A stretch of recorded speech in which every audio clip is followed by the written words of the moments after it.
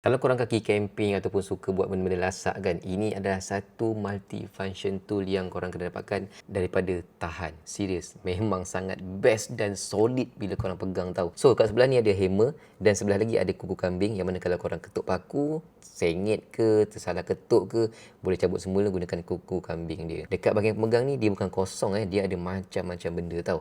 Yang pertama, dia ada pisau yang agak tajam juga, so kena hati-hati sikit. Pisau kat sini dan juga ada gergaji kecil kat bahagian bawah dia, dan dekat sebelah dia ada satu pengasah dan ada juga alat untuk kita bukakan penutup botol kicap. Pengasah dia pula ada dua side. Yang pertama kat side sini dan satu lagi kat side sini. Hujung dia ada satu pencongkil ataupun kita boleh juga jadikan sebagai screwdriver mata kapak. Selain daripada tu, dekat pemegang dia juga ada plier yang mana korang boleh buka macam ni sampai habis.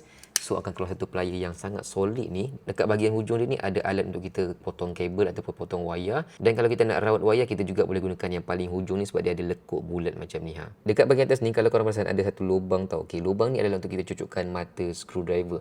Ada 3 mata yang dia bagi, yang mana kalau kita nak buka, kita kena bukakan dahulu plier ni macam ni dan tolak je daripada bawah.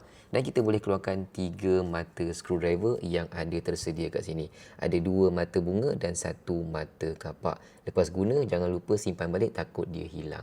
So guys, kalau korang suka pergi camping, pergi bertukang ke apa ke, ini adalah satu alat multifunction daripada Tahan yang korang kena dapatkan sebab dia sangat cantik, sangat solid. Selain daripada dia bagi juga beg yang cantik ni, yang mana korang boleh simpankan multifunction tool ni dan juga korang boleh gantungkan dekat pinggang korang. Sangat nice. Nak dapatkan, link ada dekat bawah. Multifunction tool daripada Tahan.